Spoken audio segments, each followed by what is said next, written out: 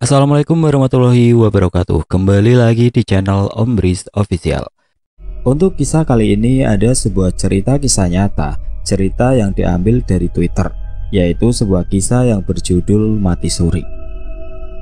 Sebelum kita masuk ke ceritanya, tekan dulu tombol like video ini dan jangan lupa tekan juga tombol subscribe channel ini dan nyalakan juga lonceng notifikasinya agar tidak ketinggalan cerita-cerita lain di channel ini. Dan seperti apa untuk kisah kali ini? Langsung saja kita simak berikut ini. Jakarta 28 Oktober 2012. Di dalam gedung sebuah universitas swasta ternama di ibu kota. Selanjutnya Mira, kata seorang dosen sambil menatap kertas di mejanya. Berisikan daftar nama para peserta baca puisi.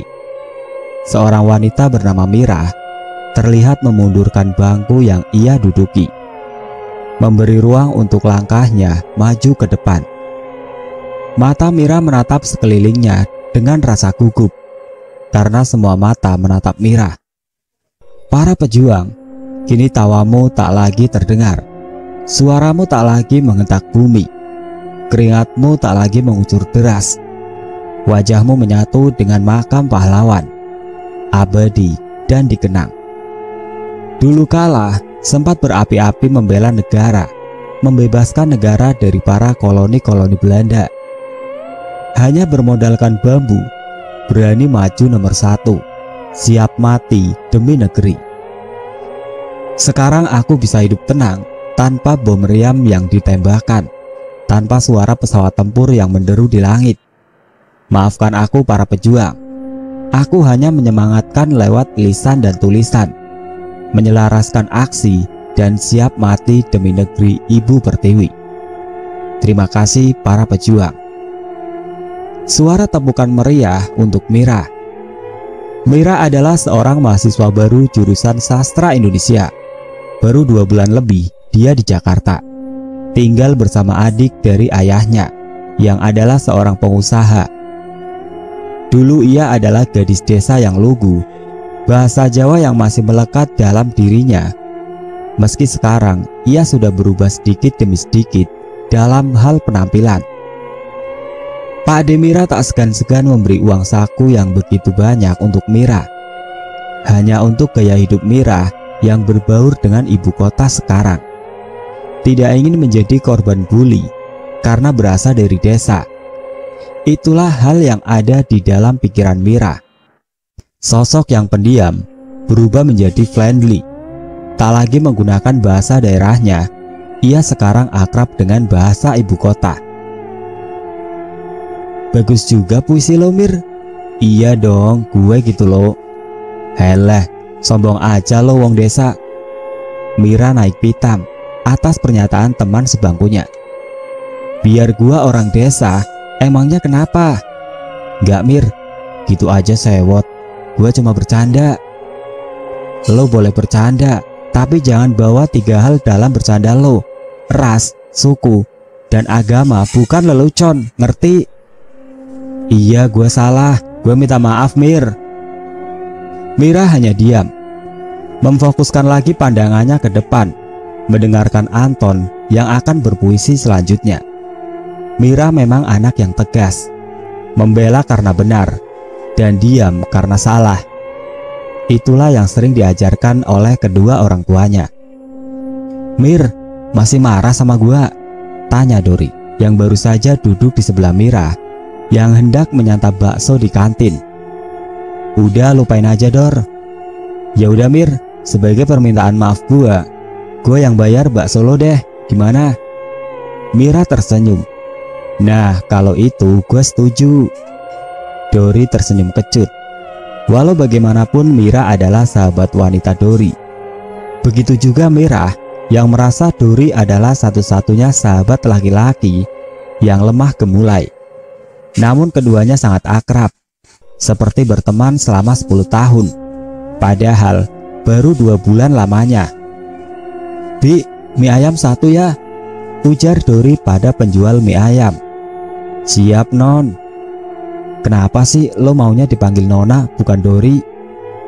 Padahal kalau lo jadi cowok gentle nih, Gue yakin seisi kampus naksir sama lo, kata Mira sambil menelan bulat-bulat bakso yang sedari tadi berada di sendok. Entahlah, semenjak sakit hati sama cewek, gue malah mau jadi cewek biar bisa sakitin hati cowok. Serius? Cuma karena itu? Iya, cuma karena itu. Dori mengambil mangkok berisi mie ayam di atas nampan yang diberikan oleh Bibi. Lo nggak tahu rasanya sakit hati ya? Kayaknya belum pernah, jawab Mira. Itu masalahnya, lo belum pernah ngerasain itu sih. Tapi kan sebenarnya lo nggak harus begini. Ah sudahlah, semua orang berhak memilih bukan? Jangan menghakimi seseorang karena apa yang baru saja ia lihat, tanpa tahu apa yang sebelumnya terjadi. Mira hanya diam sambil menyeruput teh botolnya. Mir, nanti anterin gua yuk. Kemana? Nontonin Ramli main basket. Hah? Kenapa? Sejak kapan lu suka nonton basket? Sejak Ramli jadi pemainnya. Mira terlihat menghela nafas panjang. Mau ya? Ya udah. Gua nggak sabar lihat keringatnya Ramli mengalir di dahinya. Bacot, mending lo bayar dulu nih bakso. Tenang, kata Dori sambil mengeluarkan dompet Hello Kitty dari saku belakangnya. Bi, uangnya di meja ya. Oke non. Ayo Mir, bentar lagi pertandingannya dimulai. Iya bawel, ujar Mira menaikkan tas lempangnya ke bahu. Ramli adalah mahasiswa dalam deretan cowok ganteng universitas swasta itu. Dengan rambut coklat, perkawinan silang antara Inggris dan Indonesia membuat kaum Hawa jatuh hati melihatnya. Bahkan bukan hanya kaum Hawa, kaum sejenis Dori pun tertarik melihat Ramli. Ayo semangat Ramli, teriak Dori, diikuti tepukan kedua tangannya. Mira menggelengkan kepala melihat Dori yang sebegitu antusias dengan pertandingan basket itu. Suara peluit terdengar, menandakan pertandingan berakhir. Pertandingan dimenangkan oleh tim Ramli dengan skor 36-20. Dori terlihat menghampiri Ramli, membawa lap tangan yang dilipat dan botol berisi air. Ramli, ini minum, kata Dori menghalangi jalan Ramli. Dibawain minuman sama pacarnya, ledek teman Ramli yang berada di samping Ramli. Bacot lu Jar, minggir lu Dor, kata Ramli. Dori mundur selangkah dan memberikan jalan untuk Ramli, meski bau Ramli beradu ketika melewati Dori. Mira menghampiri Dori yang tak jauh dari tempatnya berdiri. Dori terlihat diam.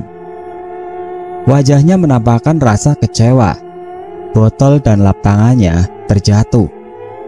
Udah Dor, kita pulang sekarang, ujar Mira sambil menarik tangan Dori menjauhi lapangan menuju parkiran. Emangnya nggak boleh ya kalau gue suka sama Ramli? Dor, semua orang berhak mencintai, tapi coba lo pikir kenapa dia begitu sama lo. Mira berhenti sejenak menatap Dori. Lo ubah diri lo. Lo bisa berteman sama Ramli, tapi bukan untuk jadi pacarnya. Semua sama aja ya Mir. Maksudnya? Gak jadi Mir, gua pulang duluan, ucap Dori. Mira terdiam menatap Dori yang sudah memasuki mobilnya. Keesokan harinya, suasana kelas sepi karena ada tugas tambahan hingga jam 7 malam. Sekitar 10 orang masih terpaku di depan laptopnya masing-masing, termasuk Mira. Di sudut sana, bangku deretan belakang bersama handset yang terpasang di telinganya. Dori masuk kelas pagi, membuat Mira sendiri di sana. Sebuah tangan terlihat menyerempet ke meja Mira. Mira melepas sebelah handsetnya. Kenapa Put? Gue pulang duluan ya Mir, mau bareng gak? Iya Put, hati-hati, gak usah Put, nanti gue paling dijemput pak ade gue. Oke deh, duluan ya. Yo, jawab Mira sambil menatap kembali laptopnya. Putri adalah teman sekampus Mira. rumahnya masih dalam satu komplek dengan Mira. Biasanya Mira pulang bersama Putri, tapi kali ini tidak. Mungkin karena tugas Mira belum sepenuhnya selesai. Apalagi sih Put? Lo Dor, ngapain lo kesini? Lo bukannya kelas pagi ya? Kata Mira, terkejut karena melihat Dori di depan mejanya. Suara handphone berbunyi. Mata Mira melirik handphone yang berada di samping kiri laptopnya. Loh, kenapa ibunya Dori nelpon? Batin Mira tanpa bertanya pada Dori terlebih dahulu. Halo. Suara tangisan terdengar. Dori gantung diri di kamarnya. Mira terdiam membisu. Matanya langsung menatap ke depan. Tidak ada Dori di sana. Mira buru-buru menutup telepon dan menutup laptopnya, segera beranjak pergi dari kelas. Tubuhnya dipaksa berdiri, meski lemas menghantui, membawa semua rasa takut pergi dari sini. Memeluk laptop, Mira berjalan cepat. Mau kemana lo Mir? Tanya Gilang. Mira tak menjawab, membuat Gilang menaruh rasa khawatir padanya, karena Mira tak terlihat seperti biasanya. Gilang yang melihat Mira sudah keluar dari kelas, segera mengejarnya setengah berlari. Lo kenapa sih Mir? Mira menghentikan langkahnya. Lo mau tahu gue kenapa? Gilang mengangguk. Ambil mobil lo, gue tunggu di gerbang keluar, ujar Mira melanjutkan langkahnya lagi. Gilang mundur beberapa langkah dan berbalik badan, lalu setengah berlari ke arah basement parkiran. Gilang adalah salah satu cowok tampan di kelas Mira. Sudah 2 bulan lamanya Gilang berteman baik dengan Mira. Bohong jika Gilang tak menaruh rasa. Walau memang pada dasarnya Gilang adalah seorang pecundang untuk mengungkapkan sebuah rasa yang terpendam. Mau kemana kita Mir? Tanya Gilang saat Mira sudah memasuki mobilnya. Rumah Dori. Ngapain kita ke sana? Lo bisa nggak sih jalan aja, nggak perlu banyak tanya. Gilang hanya diam seolah mengerti, walau sebelumnya Gilang belum tahu apa yang sebenarnya terjadi. Gilang menginjak pedal gas perlahan. Mobil keluar dari gerbang universitas tersebut, menuju sebuah rumah, memakan sekitar 1 jam lamanya. Terlihat warga-warga berkumpul, memenuhi halaman sebuah rumah. Berhenti, kata Mira menyadari tak memungkinkan untuk menerobos. Mira keluar dari pintu mobil, setengah berlari seraya berkata, minggir. Warga menatap Mira yang penuh dengan kegelisahan di wajahnya, memberi ruang untuk dia berjalan. Memasuki rumah yang di beberapa sudut rumah sudah dipasang garis polisi. Mira menerobos masuk, meski beberapa petugas sudah menghalangi. Pak, biarkan dia masuk, kata seorang wanita yang sedang menangis di ruang tamu ketika melihat Mira yang sedang berusaha masuk. Petugas membiarkan Mira masuk, sedangkan Gilang ditahan di pintu masuk. Mira berhambur ke pelukan ibunya Dori, terhanyut dalam kesedihan. Bagaimanapun, Dori adalah seorang sahabat baik Mira, meski tingkah lakunya membuatnya muak. Aku harap ini semua bercanda Bu. Dori nggak benar-benar pergi kan Bu? Ibunya Dori mengambil tisu, menyeka air matanya. Ibu berharap juga seperti itu nak Mira, tapi ini semua sudah terjadi. Ikhlaskan ya nak, dan maafkan Dori jika ia mempunyai salah. Mira hanya mengangguk. Matanya menatap sebuah jenazah yang baru saja keluar dari salah satu ruangan, dibopong menggunakan tanduk. Mir, ini ada sepucuk surat untukmu. Mira tak menggubris perkataan Ibu Dori, tapi matanya masih menatap sebuah ruangan. Di sana ada bayangan hitam. Mira memfokuskan lagi pandangannya. Sebuah wajah putih pucat, rambut panjang, sekilas setelah petugas menutup kembali pintu ruangan itu. Mir, oh ya Bu, kata Mira meraih sebuah amplop putih dari tangan Ibu Dori. Teruntuk Mira. Begitu yang tertulis dari depan amplop tersebut. Mira tak lantas membaca surat itu, tapi pikirannya masih dalam bayang-bayang sesosok makhluk di balik ruangan tadi.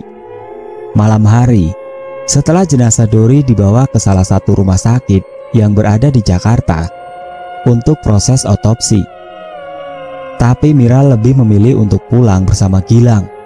Sebenarnya, ia mau ikut menemani ibunya Dori di rumah sakit. Namun karena waktu sudah menunjukkan pukul 10 malam, Mira harus pulang.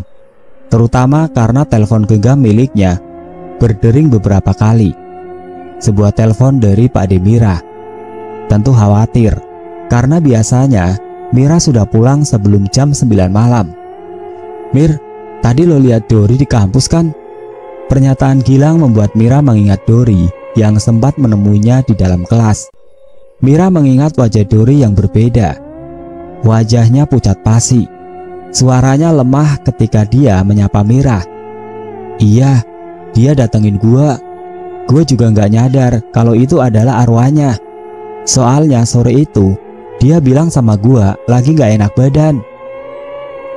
Gilang hanya diam, mendengarkan penjelasan Mira hingga mobilnya berhenti tepat di sebuah rumah. Rumah yang cukup besar. Rumah Belanda ini tak pernah direnovasi oleh pakdenya Mira.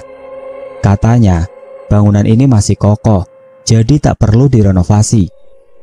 "Makasih ya Lang, mau mampir nggak?" "Iya Mir, sama-sama. Gak usah Mir, gua langsung pulang aja, udah malam juga." "Ya udah Lang, hati-hati ya." "Iya Mir," kata Gilang sebelum Mira keluar dari mobilnya. Suara klakson berbunyi bersama mobil yang berjalan perlahan. Mata Mira terpaku pada sebuah pohon di depan rumahnya. Mira berusaha menegaskan siapa di balik pohon beringin itu. "Mira." "Aduh, Pak Ade ngagetin aja. Pak Ade habis buang sampah, terus Pak Ade lihat kamu celingak-celinguk kayak lagi lihat sesuatu. Makanya Pak Ade samperin. Kamu lihat apa?" "Oh, enggak Pak Ade." "Ya udah, Mira masuk dulu ya Pak Ade," jawab Mira dan melangkah masuk ke dalam rumahnya. Melewati beberapa anak tangga untuk menuju kamarnya. Mira mendengar suara langkah kaki seperti mengikutinya. Membuat Mira spontan membalikkan tubuhnya. Kosong. Tidak ada siapapun di belakangnya. Bodoh. Ketika Mira menghadapkan wajahnya ke depan, ia malah melihat sosok Dori dengan kepala miring ke kiri. Lehernya masih terdapat sebuah tali yang melingkar dan mengikat. Lidahnya keluar serta matanya melotot. Mira tak bisa berbuat apa-apa selain berteriak. Mira terjatuh dengan kepala terbentur anak tangga dan pingsan seketika. Keesokan harinya, seorang wanita bernama Mira terbaring lemas di sebuah kamar rumah sakit S Jakarta. "Au!" rintih Mira, berusaha beranjak dari kasurnya. "Jangan banyak bergerak dulu Mir." "Loh, Gilang, dan kenapa gua ada di sini?" kata Mira setelah melihat selang infus menempel di tangannya. "Semalam lo jatuh dari tangga dan pingsan. Pak Ade lo yang bawa ke sini. Tadi pagi gue dikabarin suruh jagain lo karena Pak Ade lo ada meeting hari ini." Mira berusaha mencerna apa yang baru saja dikatakan Gilang dengan kesadaran yang belum sepenuhnya utuh. Berusaha mengingat kejadian semalam. "Gua didatengin Dori semalam."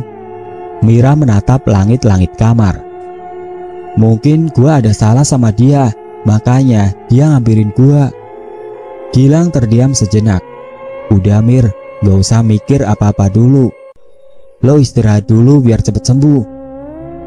Gue cuma lagi inget salah gue ke dia. Sekiranya, Lang, hari ini hari pemakaman Dori kan?" Gilang mengangguk.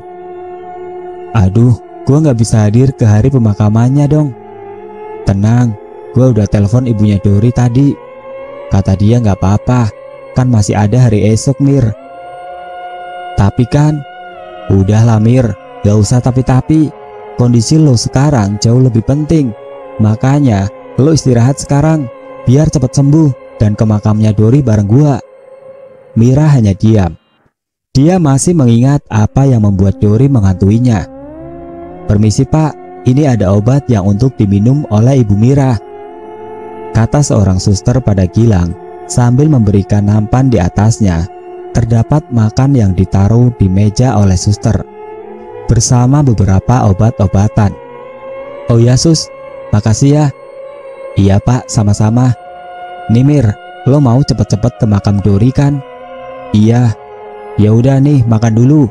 Habis itu lo minum obat," kata Gilang sambil mengarahkan sendok berisi bubur pada mulut Mira.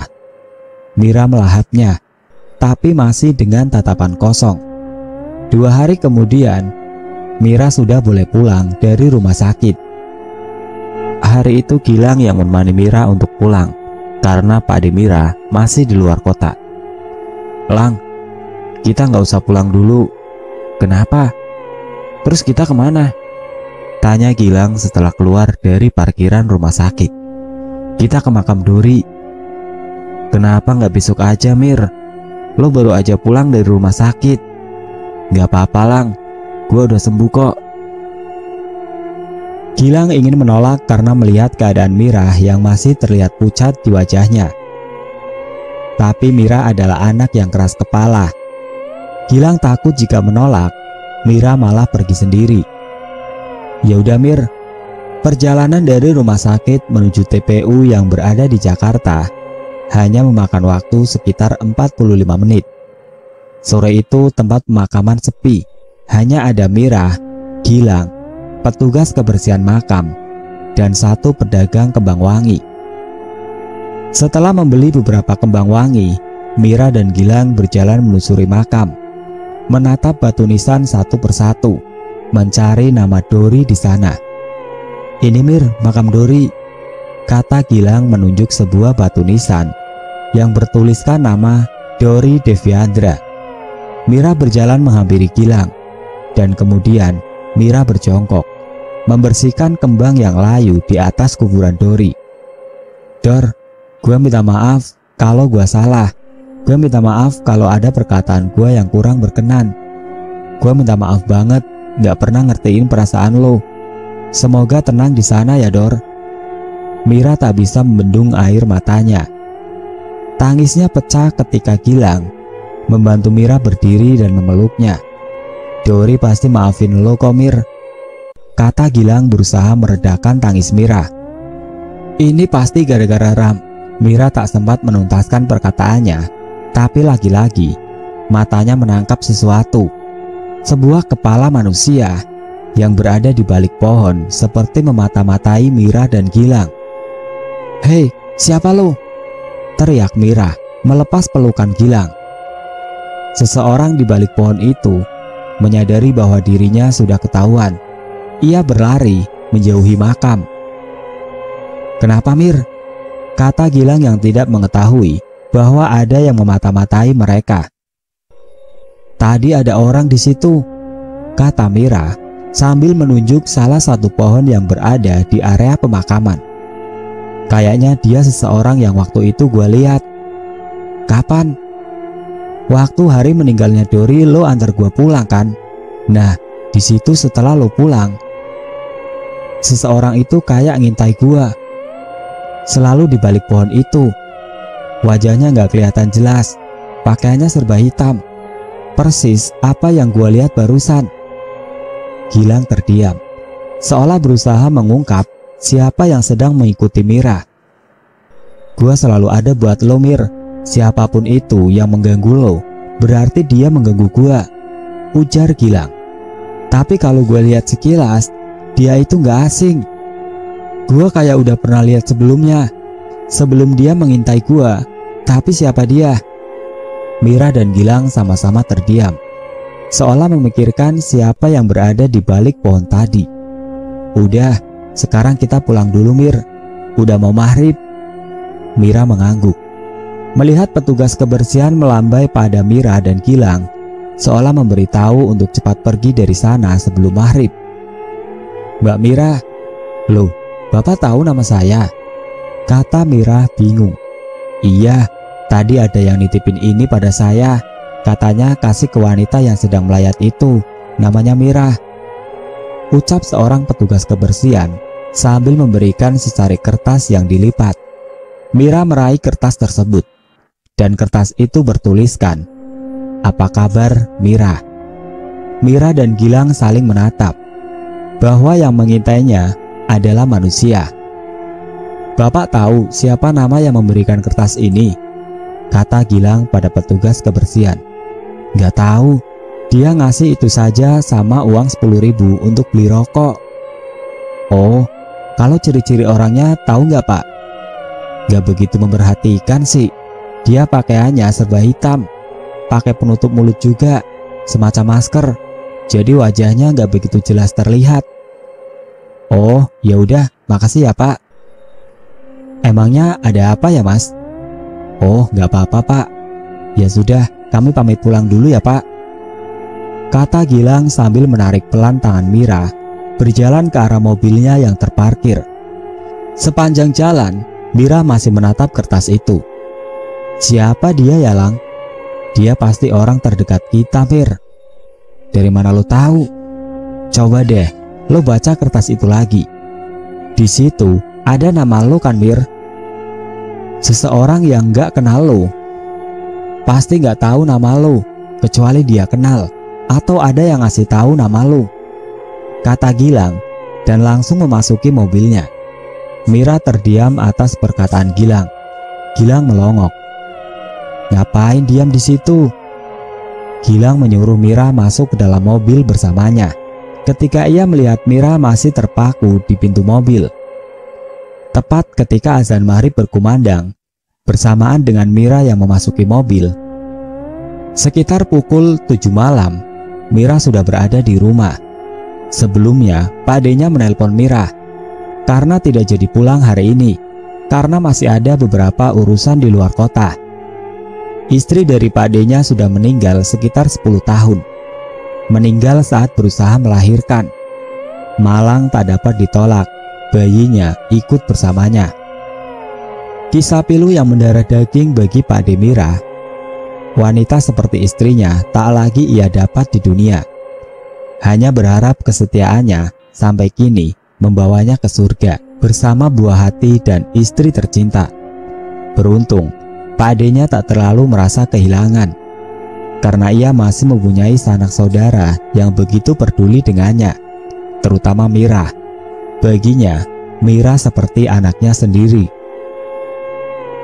Jadi tak heran, apapun kemauan Mira pasti ia turuti, karena menurutnya perihal uang bisa dicari, perihal cinta tak dapat dibeli. Tapi tak lantas membuat Mira menyombongkan diri atas segala yang ia punya sekarang. Meski dari gaya berbahasa dan pakaiannya sudah kekinian, ia tak pernah meninggi, sebab ia tahu semuanya hanyalah titipan. Mira menaiki tangga, matanya terpaku pada sebuah HP yang ia genggam. Seolah hafal menaiki anak tangga tanpa melihat, jari jemarinya asik membalaskan beberapa pesan masuk. Hingga langkahnya terhenti karena menyadari ada sebuah suara rintihan dari salah satu kamar. Suara apa itu? Batin Mira. Suasana hening membuat Mira menegaskan suara apa yang terdengar sekarang. Suara tangisan semakin memekakan telinganya. Mira dihantui rasa penasaran. Kakinya bergetar hebat. Bodohnya, ia melangkah lagi menuju sumber suara. Langkahnya mengendap. Mira menatap sebuah kamar yang terbuka sedikit.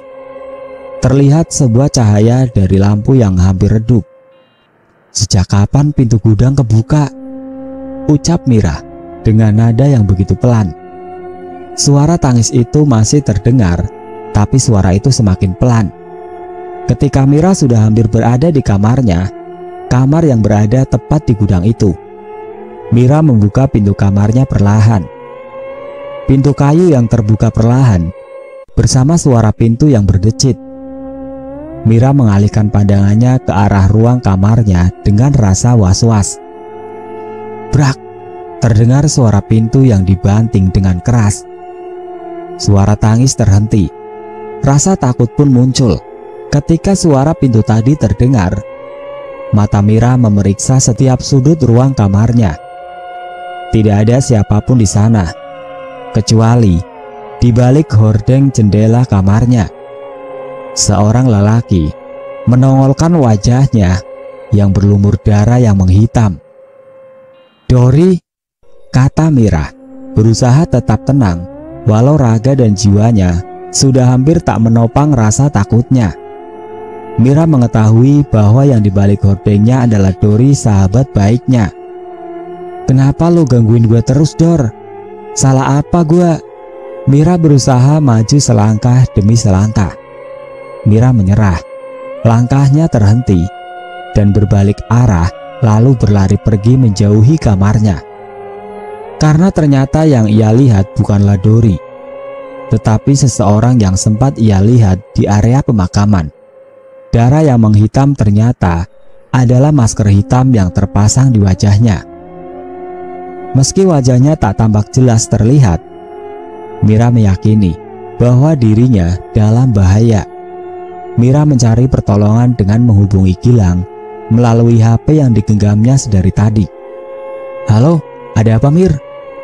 "Tolong," kata Mira dengan nafas yang tersegal. Mira sudah berada di warung dekat rumahnya, lantas duduk bersama beberapa bapak-bapak yang masih main catur di warung kopi tersebut. "Lo kenapa, Mir?" Mira mengatur nafasnya. "Ada seseorang di rumah gua." "Siapa?" "Orang yang gua lihat di area pemakaman. Dia ada di rumah gua," jawab Mira. "Yah, lowbat lagi," tambah Mira setelah mengetahui HP-nya mati. "Neng, dari mana? Kok kayak habis dikejar hantu saja?" tanya salah satu bapak-bapak yang berada di warung kopi.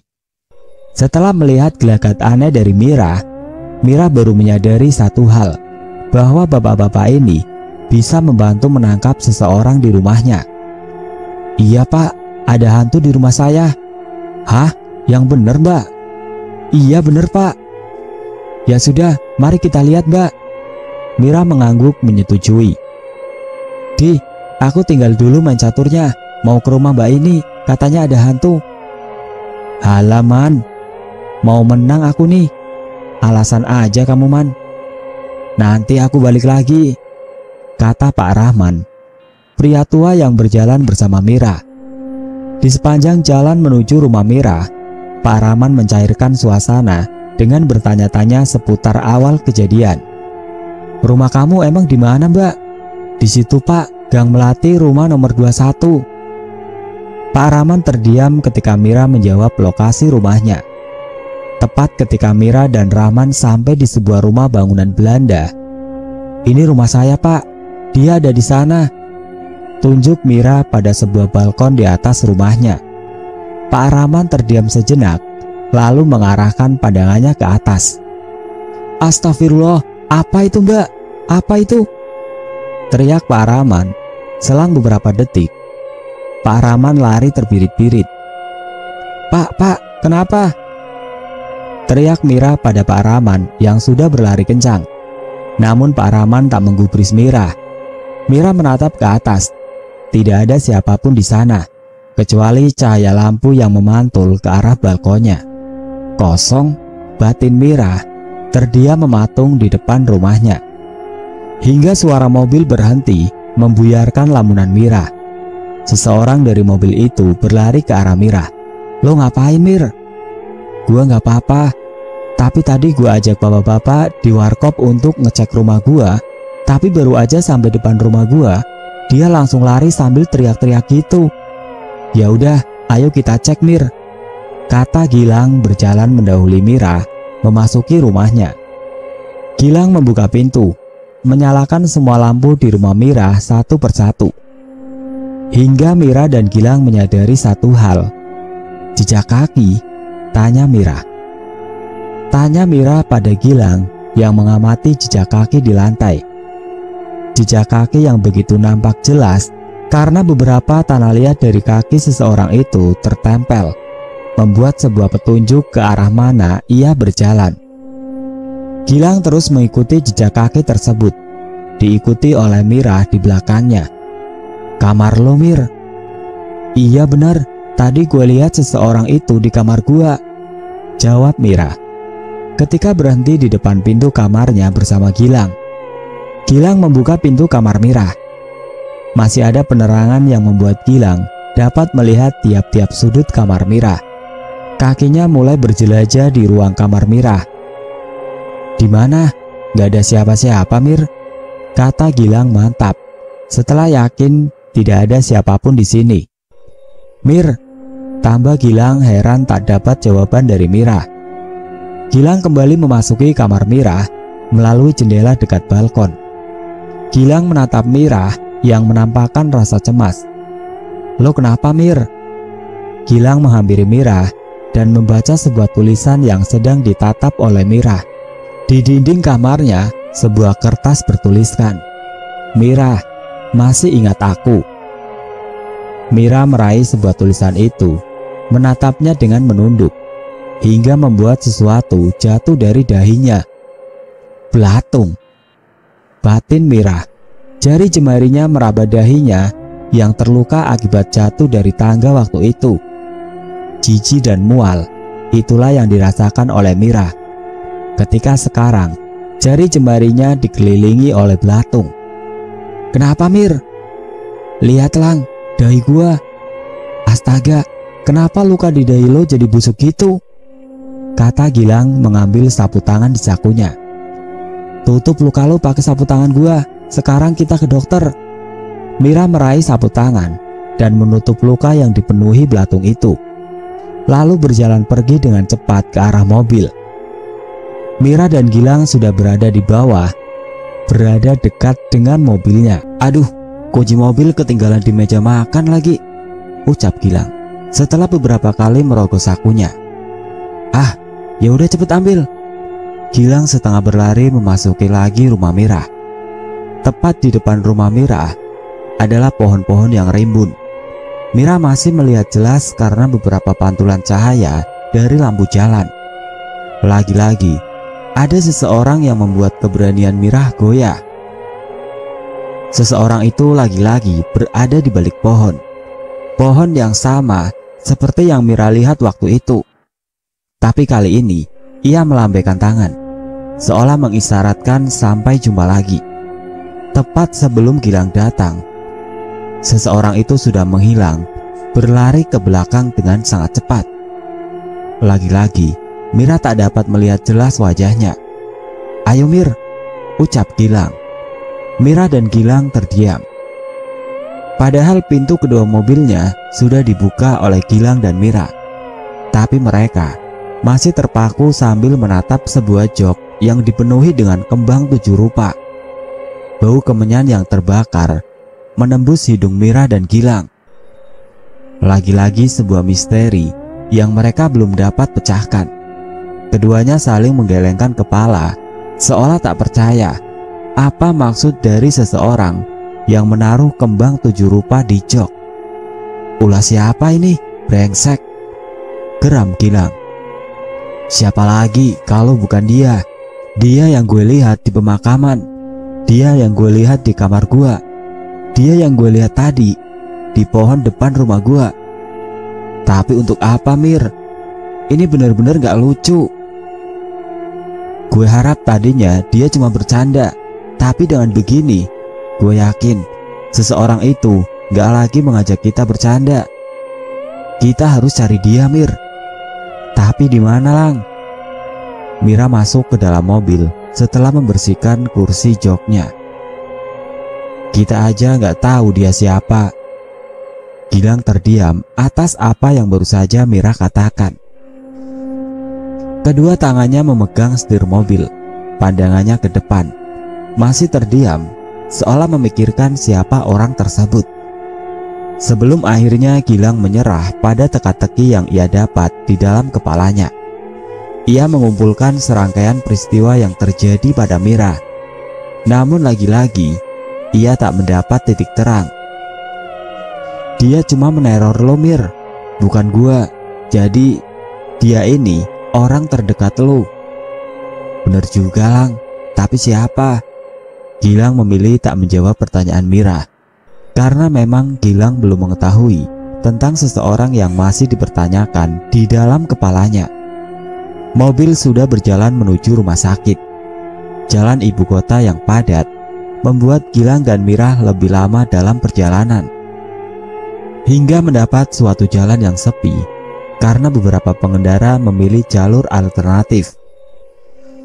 Mobil melaju dengan kecepatan yang tak biasanya. Lang, pelan-pelan.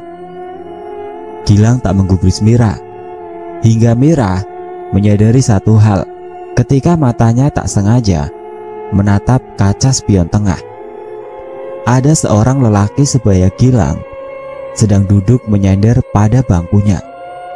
Matanya melotot ke arah depan, tanpa satupun keluar dari mulutnya. Padahal mulutnya menganga lebar, tubuhnya membiru. "Tolong aku, Mir," ucap lirihnya. "Dori, Lang, ada Dori di belakang."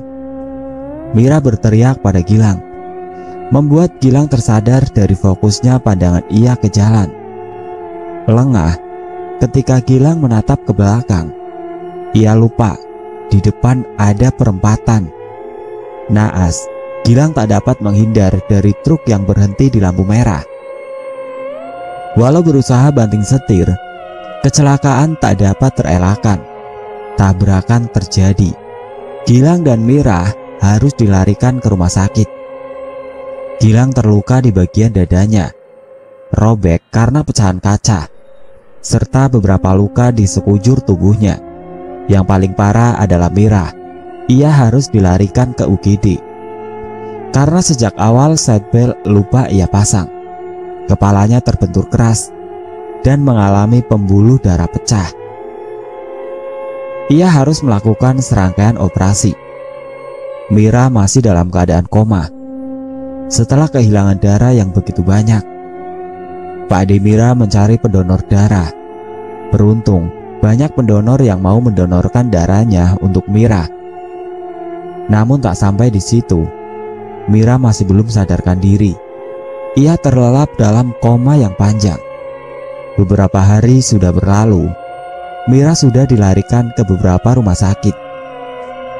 Namun tak ada tanda-tanda Mira membaik ataupun sadar. Sedangkan Gilang yang sudah hampir pulih, dalam kondisi yang sekarang, memilih untuk menjenguk Mira. Walau sebenarnya Gilang masih dalam merawat jalan. "Mir, bangun Mir, maafin gua Mir," kata Gilang dengan rasa bersalah. Mira masih tertidur di atas kasur rumah sakit dengan ventilator yang terpasang. Itu hari yang membuat Gilang tak berhenti menangis. Gilang ingat sekali mengapa tabrakan itu terjadi. Dori, ini gara-gara Dori, batin Gilang sambil menatap Mira. Dan seseorang itu. Sejak hari itu Gilang bersumpah untuk mencari keberadaan seseorang itu. Seseorang yang Gilang yakin mempunyai kaitan dengan kecelakaan yang dialami. Entah bagaimanapun caranya, ini adalah tanggung jawabnya. Gilang keluar dari ruang ICU karena batas jenguk sudah berakhir. Ia menatap ibu dan ayahnya Mira yang berada di bangku ruang tunggu. "Pak, Bu, saya minta maaf sebesar-besarnya atas kejadian ini."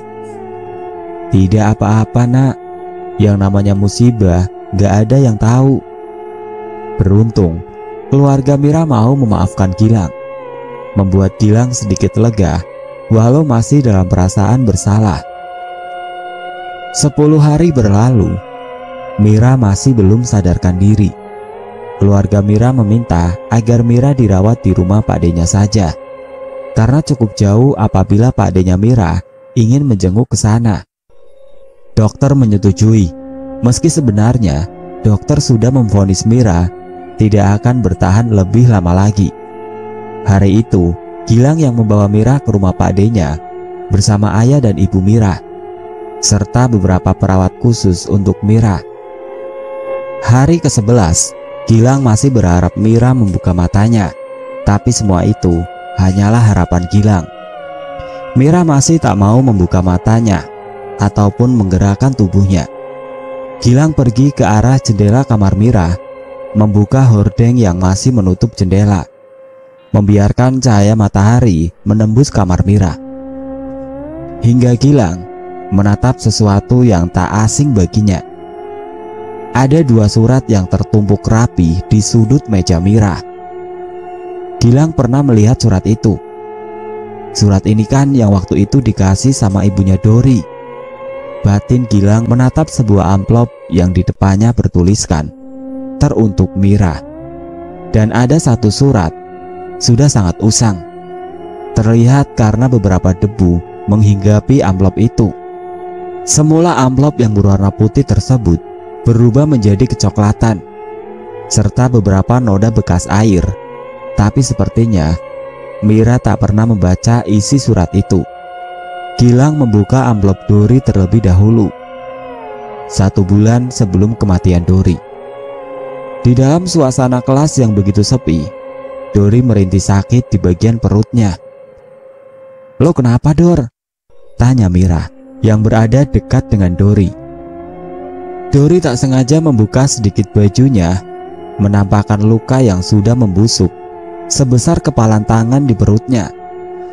Sedikit mual ketika Mira melihat itu. "Dor, itu kenapa?" "Ini luka pas gue jatuh dari motor." "Kok nggak diobatin?" "Ya, nanti pulang kuliah gue ke dokter." Gilang merobek amplop dari Dori karena Mira juga belum sempat membacanya. Isi surat Dori. "Mira, gua minta maaf, gua pergi lebih dulu. Mungkin banyak yang gak nyangka gua akan pergi secepat ini.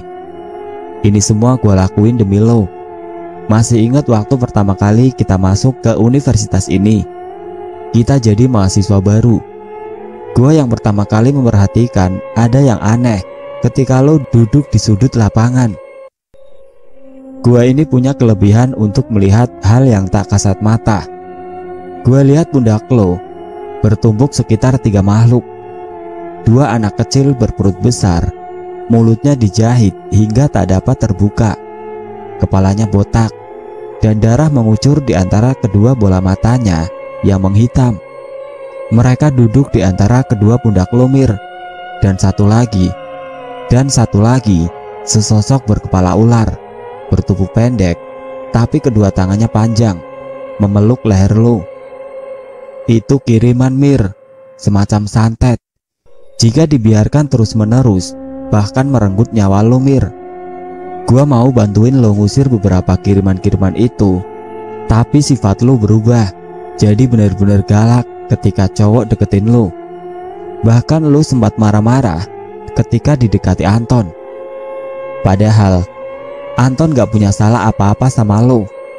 Akhirnya gua punya ide untuk rela pura-pura jadi ladyboy, biar bisa deket sama lo dengan maksud nyelamatin lo. Akhirnya lo gak keberatan untuk berteman sama gua. Dan beruntung kita satu kelas di jurusan yang sama. Awalnya gue kira ini kiriman ringan dan gue bisa atasi sendiri. Tapi gue salah, ini bukan santet biasa. Yang mengirim ini benar-benar ingin lo mati. Dia gunain tenung uyut, santet yang digunakan satu keluarga, hanya untuk mengincar satu orang sampai mati. Semua kiriman itu gua terima sendirian. Lo masih ingat 1 bulan lalu lo sempat lihat perut gua yang membusuk itu? Gue bohong, Mir. Gua gak jatuh dari motor. Itu luka karena gua garuk terus-menerus sampai luka. Itu efek dari kiriman yang gua terima. Akhirnya gua gak kuat terus-terusan dapat kiriman itu. Gua mutusin untuk udahin hidup gua, Mir.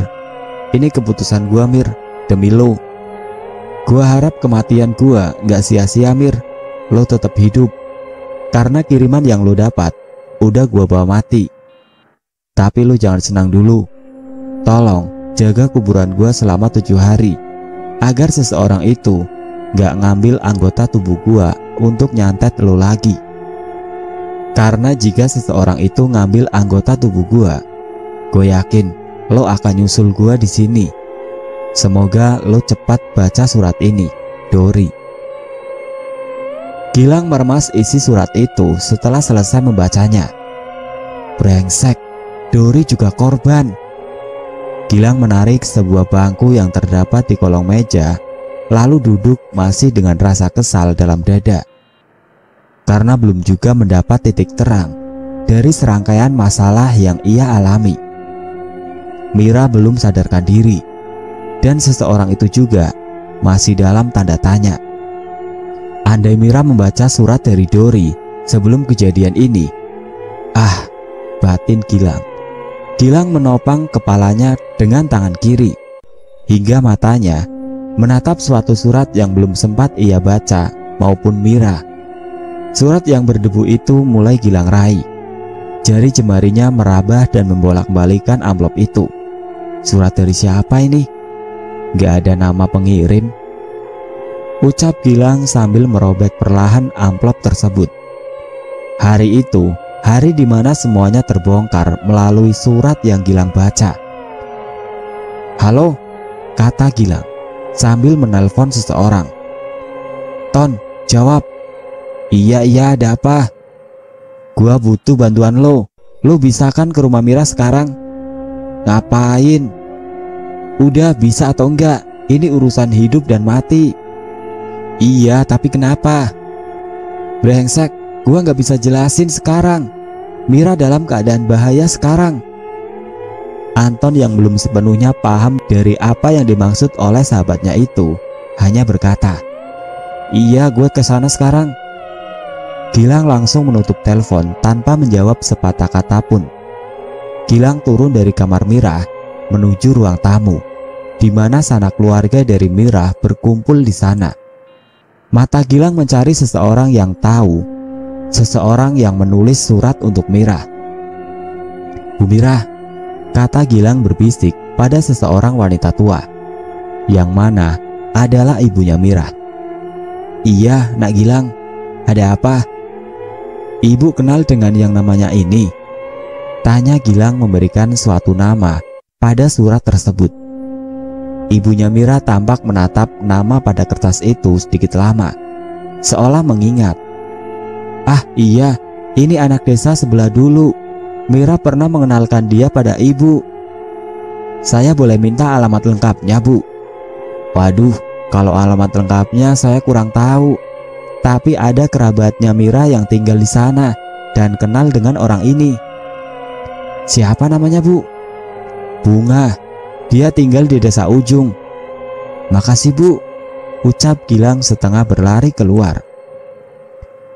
Pagi itu, Gilang memilih untuk berangkat ke Pulau Jawa untuk menemui seseorang yang telah membuat Mira kritis di atas kasurnya. Melewati beberapa kota tanpa bersandar di rest area sekalipun, Gilang tetap memacu mobilnya. Rasa cemas menghantui membuat Gilang semakin tak peduli lelahnya perjalanan.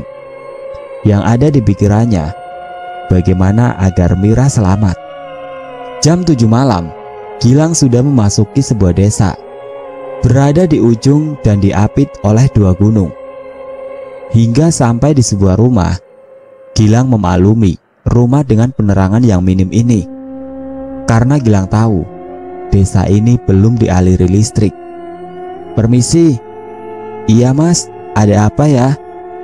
tanya seorang wanita yang baru saja keluar dari dalam rumah tersebut. "Maaf Mbak, saya ingin ketemu dengan Bunga. Apa dia ada di rumah?" "Oh, saya sendiri. Kenapa ya Mas? Dan Mas ini siapa?" "Oh, kamu Bunga. Saya adalah teman kampus Mira. Ada sesuatu yang ingin saya tanyakan," jawab Gilang, seraya mengeluarkan sebuah surat dari sakunya. "Mbak kenal dengan yang namanya ini?" Gilang menunjuk sebuah nama dalam surat itu. Bunga terdiam sejenak, menatap Gilang dengan rasa penuh khawatir. Bunga yakin ada sesuatu yang terjadi pada Mira. Seminggu sebelum Mira ke Jakarta, Telah duduk sanak saudara Mira di sebuah ruang tamu yang cukup luas. Sebelumnya ada acara yang sudah dijanjikan beberapa hari lalu oleh sebuah keluarga. "Kula nuwun, permisi." "Monggo, silakan," ucap ayahnya Mira sambil mempersilahkan tamunya masuk. Sebuah keluarga yang berpakaian rapi, lalu songko yang terpasang di kepala seseorang lelaki tua berbaju hitam. Mereka duduk bersila, saling berhadap-hadapan dengan keluarga Mira. "Selamat pagi semuanya, saya dari ayahnya Aji, datang ke sini untuk melamar putri sampean yang bernama Mira. Saya juga sudah menyiapkan seekor kambing untuk mahar pernikahan. Makasih sebelumnya atas niat sampean sekeluarga. Saya menghormati lamaran sampean. Tapi mohon maaf, saya ingin bertanya, apa pekerjaan anak sampean?" tanya ayahnya Mira. "Anak saya tidak lulus SMK dan hanya bekerja serabutan. Tapi saya yakin anak saya mampu menghidupi anak sampean. Zaman ini, zaman dimana segala kebutuhan bukan hanya nasi yang masuk perut. Karena selama ini kebutuhan Mira selalu kami cukupi. Terlebih dia adalah anak sematawayang. Saya tidak ingin masa depan anak saya hanya sebatas nasi yang masuk perut. Maka lamaran ini saya tolak." Keluarga Aji adalah keluarga dari kalangan bawah. Ayahnya Aji adalah seorang petani, sedangkan ibunya Aji adalah seorang penjual gorengan. Aji dan Mira sudah menjalani hubungan sekitar 2 tahun. Hubungan yang sebenarnya tidak direstui oleh ayahnya Mira karena berbalik dengan kehidupan Mira yang lebih dari cukup atas sokongan dana dari Pak De Mira. Keluarga Aji hanya tersenyum mendengar pernyataan yang barusan dikatakan oleh ayahnya Mira. "Anak saya juga harus melanjutkan pendidikannya di Jakarta. Terlalu dini untuk ia menikah dengan seorang anak dari petani. Maka dari itu, saya mohon maaf apabila saya harus menolak lamaran sampean demi kebaikan anak saya." Kata pedas yang keluar dari ayahnya Mira membuat keluarga Aji beranjak berdiri. "Kami memang keluarga dari kalangan bawah, tapi kami juga punya tanggung jawab yang kuat. Buktinya, kami masih bisa hidup meski hanya makan nasi dan tempe," ucap ayahnya Aji. "Memang benar kalian bisa hidup, tapi bagaimana dengan generasi jika Aji dan Mira menikah? Apakah Aji mampu menyekolahkan dan membeli sekotak susu untuk anaknya nanti?" kata ayahnya Mira. Memang sedari dulu ia kesal terhadap hubungan keduanya. Baru sekarang ia mengeluarkan unek-uneknya dan merasa puas karena melihat amarah yang terpendam dari raut wajah ayahnya Aji. "Sudah, kita pulang sekarang," perintah ayahnya Aji pada keluarganya. Karena tak tahan terus dihina oleh ayahnya Mira. Sejak hari itu, Mira tak lagi berhubungan dengan Aji. 2 tahun lamanya berakhir kandas. Sehari sebelum Mira berangkat ke Jakarta, sebuah surat datang dari tangan Aji untuk Mira.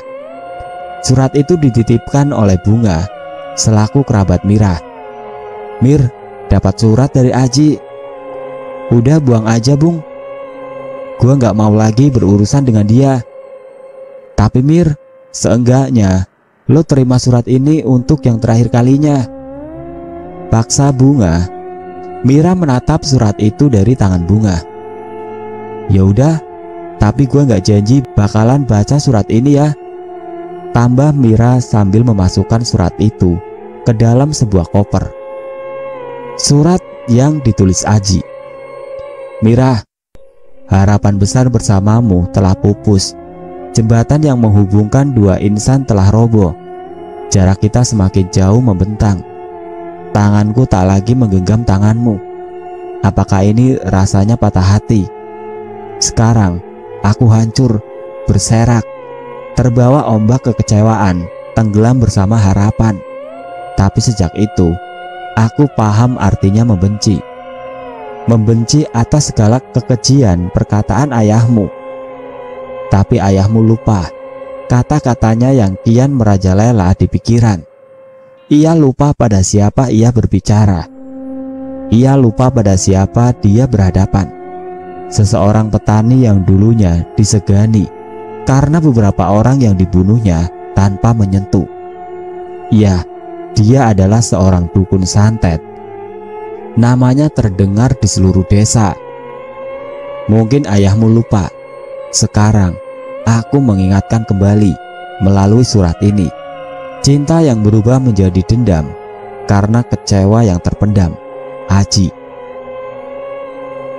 Mbak, tanya Gilang pada Bunga yang terpaku pada sebuah surat yang diberikan Gilang. Mas, bener mau ke rumahnya? Bener Mbak, karena ini pasti ulahnya. Tapi Mas, dia bukan orang sembarangan. Saya tahu Mbak, saya udah baca isi surat itu sebelumnya.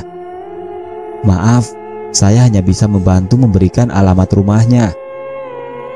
Karena saya juga takut apabila terjadi sesuatu pada keluarga saya. Saya mengerti Mbak. Bunga menjabarkan kondisi rumah Aji. Makasih ya Mbak, ucap Gilang, lalu segera pergi menuju rumah Aji.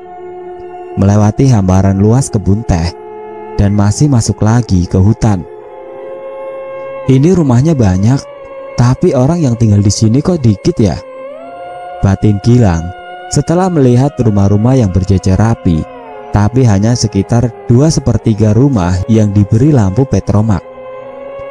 Gilang berhenti pada sebuah rumah yang dikatakan oleh Bunga. Gilang melangkah perlahan ke arah rumah itu. Mau cari siapa? Tanya seseorang. Membuat Gilang memutar tubuhnya menatap seseorang di balik pohon beringin.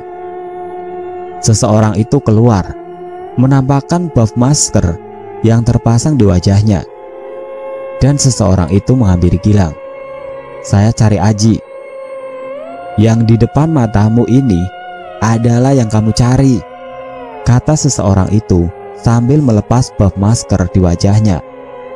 Wajahnya sekarang tampak jelas di mata Gilang. Gilang mengepalkan tangannya. Kenapa lo tega ngelakuin ini? Itu yang lo sebut tega? Membunuh Mira, lo sebut tega, hah? Seseorang itu berhenti tepat di hadapan Gilang. Keduanya menatap sengit. 2 tahun lamanya gua menjalin hubungan, berakhir dengan penghinaan. Lo sebut gua tega? Men, gua kenal lo siapa, tapi gak semua cinta lo harus paksain. Gua gak pernah maksa dia untuk nikah sama gua. Gua gak patah hati karena dia gak jadi nikah sama gua. Gua cuma sakit hati atas perkataan ayahnya ke keluarga gua. Gua emang miskin, tapi keluarga gua gak pernah jual harga diri. Dan kalau lo tanya apa yang terjadi sama Mira itu karena gua, iya, gua yang buat dia terbaring di kasurnya. Gua yang ambil potongan rambut Dori ketika di pemakaman. Gua yang hari itu menyelinap masuk ke kamar Mira cuma untuk naruh sebuah wadah santet berupa anggota tubuh Dori. Dan gue juga yang naruh kembang 7 rupa di jok mobil lo agar lo berdua kecelakaan. Jahat kan gue?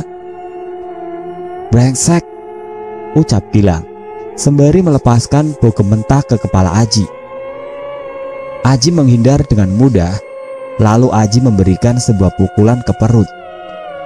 Gilang masih dapat menahannya dan memberikan suatu tendangan, berhasil membuat Aji mundur beberapa langkah. Lagi, Aji kembali memberikan pukulan lurus.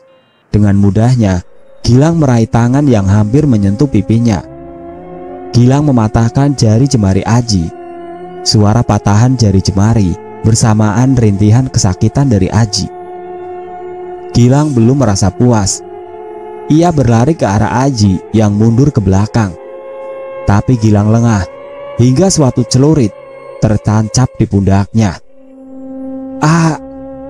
Gilang merintih kesakitan karena seorang lelaki tua yang menancapkan sebuah celurit ke pundaknya. Ia adalah ayahnya Aji. Gilang yang mengetahui akan kalah bila melawan 2 orang sekaligus memilih untuk mundur dan berlari menjauhi keduanya. Tangannya merogoh saku, mengambil sebuah handphone, lalu menekan tombol untuk menelpon seseorang. "Anton, apa? Lo di mana? Gua udah di rumah Mira dari jam 10 pagi. Ton, jangan ngomong yang gak penting sekarang," jawab Gilang dengan nafas tersegal, lalu berhenti, bersembunyi di balik sebuah pohon. "Ton, denger gua, cari potongan tubuh Dori. Seseorang naruh di sekitaran kamar Mira, dibungkus dengan kain kafan yang dirobek. Gua mohon lo harus temuin itu dan bakar itu sekarang. Tapi Mira udah meninggal. Dia lagi didoain di ruang tamu. Itu gak penting, Mira masih hidup. Cuma jiwanya masih ditahan di..." Gilang tak dapat melanjutkan perkataannya karena sudah ada dua orang anak dan ayah menatapnya sekarang. "Halo, Lang. Kayaknya gue gak bisa balik lagi untuk selamanya. Gue berharap Mira hidup. Lo cari apa yang gue bilang barusan dan jaga Mira ya, Ton," bisik Gilang pada telepon genggamnya, lalu mengakhiri percakapannya dengan Anton. Gilang mencabut sebuah celurit yang tertempel di pundaknya, menyemburkan darah segar. Celurit itu dipakai untuk senjata melawan keduanya. "Saya cuma ada dua pilihan sekarang. Saya mati atau kalian mati. Simpan pilihanmu, karena sebenarnya hanya ada satu pilihan, kau yang mati." Aji dan ayahnya berlari bersamaan ke arah Gilang. Gilang memasang kuda-kuda. Sebuah pukulan bersamaan berhasil dihindari Gilang dengan melangkah mundur ke belakang. Gilang membalas serangan dengan mengayunkan celurit ke arah kepala Aji. Aji yang tak sempat mengelak harus menerima tebasan di dahinya. Tak terlalu dalam, tapi kulitnya robek, mengeluarkan darah yang membanjiri wajahnya. Serangan kedua yang dilontarkan oleh Gilang berhasil dipatahkan oleh ayahnya Aji dengan menangkap celurit yang hampir mengenai wajahnya. Jakarta, rumah Pak De Mira. Anton terlihat sedang mencari sesuatu di kamarnya Mira. Mulai dari kolong kasur hingga lemari, Anton belum mendapat apa yang dimaksud Gilang. Hingga Anton menginjak sebuah keramik yang terlepas dari semen. Anton menyadari sesuatu hal yang ganjal ketika melihat keramik-keramik yang lain masih terekat dengan semen. Anton membuka keramik itu. Anton tersentak kaget karena melihat sebuah buntelan kain kafan terikat rapi oleh sebuah tali kafan. Wangi kemenyan menyerbak ke hidung Anton. Anton beranjak berlari ke bawah, menemui ayah dan ibu Mira untuk memberitahu hasil temuannya. "Kamu dapat dari mana ini?" "Dari kamar Mira, Pak. Saya diberitahu oleh Gilang." Ibu Mira dan ayahnya Mira saling menatap, seolah mengerti anaknya adalah korban santet. "Bu, Pak, lanjutkan baca-baca doanya ya," perintah ayahnya Mira setelah melihat para warga yang kaget melihat buntelan kain kafan itu. Ayahnya Mira dan Anton pergi ke halaman untuk membakar buntelan kain kafan itu dengan cara menyiramkan bensin lalu membakarnya. Anton menjelaskan bagaimana ia bisa tahu. Ia diberitahu oleh Gilang yang entah di mana sekarang. Di Jawa, desa ujung, pertarungan masih dilanjutkan. Kali ini Gilang terdesak. Tenaganya habis, lemas menghantuinya karena darah masih mengucur dari pundaknya. Gilang berlari dengan sekuat tenaga. Alih-alih kabur, ia malah mengambil sebuah celurit yang terbuang. Tepat ketika Aji mengejar Gilang, Gilang menghantamkan keras celurit itu ke kepala Aji berkali-kali dengan penuh amarah. Aji terhenti. Tangannya tak dapat lagi menggapai tubuh Gilang. Aji terjatuh lemas tak berdaya dan mati seketika. Ayahnya Aji yang melihat peristiwa itu membuatnya naik pitam. Anak semata wayangnya mati di sana. Berjalan perlahan tapi pasti, ayahnya Aji menghampiri anaknya yang tersungkur di bawah tanah. Hanya sekedar menutup matanya yang melotot. "Kamu harus ikut mati," ucap ayahnya Aji seraya berjalan ke arah Gilang. Gilang bersiap menyerang, menghantamkan celurit itu berkali-kali pada tubuh ayahnya Aji. Tapi tak berhasil, macam baja dipukul besi. Celurit itu tak dapat merobek tubuh ayahnya Aji, sampai Gilang tersadar bahwa celuritnya sudah penyok. Suara rintihan kesakitan terdengar begitu lemah ketika ayahnya Aji mencekik lehernya Gilang. Tak lagi melawan, Gilang terdiam dengan rasa sakit yang terpendam. Jakarta, rumah Pak Demira. Doa terhenti. Warga terbelalak ngeri ketika Mira membuka matanya lalu berteriak kencang. Seperti ada sesuatu yang keluar dari mulutnya, tapi tak kasat mata. Namun ayahnya Mira menyadari yang keluar itu adalah kiriman santet yang berpulang pada tuannya. Mira mulai sadarkan diri. Tubuhnya tak dapat bergerak bebas karena sudah dibalut dengan kain mori. Ia menatap sekelilingnya seraya berkata, "Aku kenapa?"